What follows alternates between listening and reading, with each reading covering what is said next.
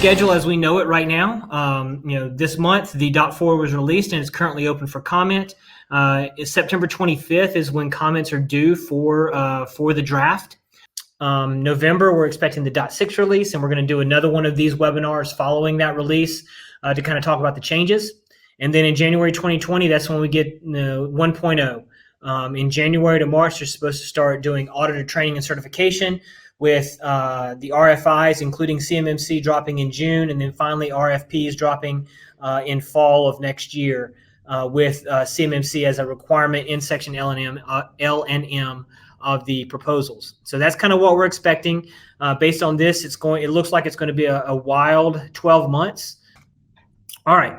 So with all that done, let's jump into an overview of what CMMC is about. I'm sure that most of you have seen by now one of the listening tour stops, either here in Huntsville or at one of the other locations.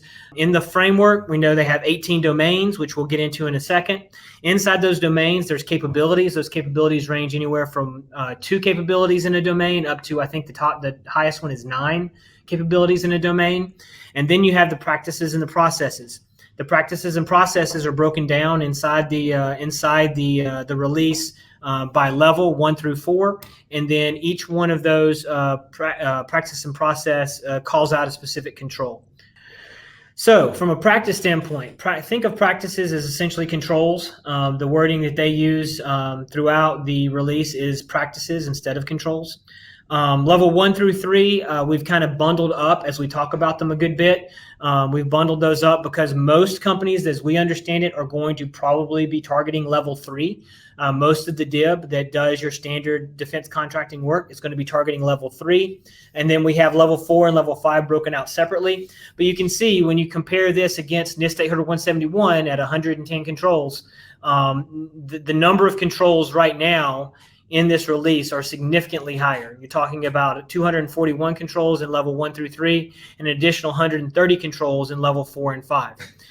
From a process standpoint, if you'll notice, it's broken down into practices and processes. There are no processes in the level 1. So for CMMC level 1, there are no processes, but the other 5 levels have 9 different policies and practices that are in place for each one of the 18 domains.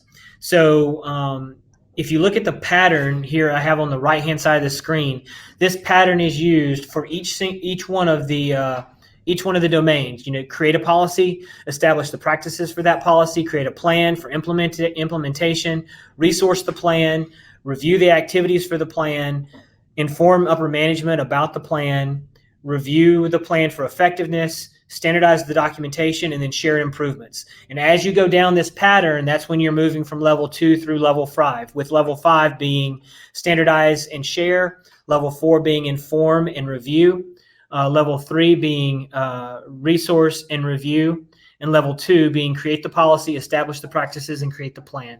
So that's what we're looking at when we're talking about the processes within the CMMC release.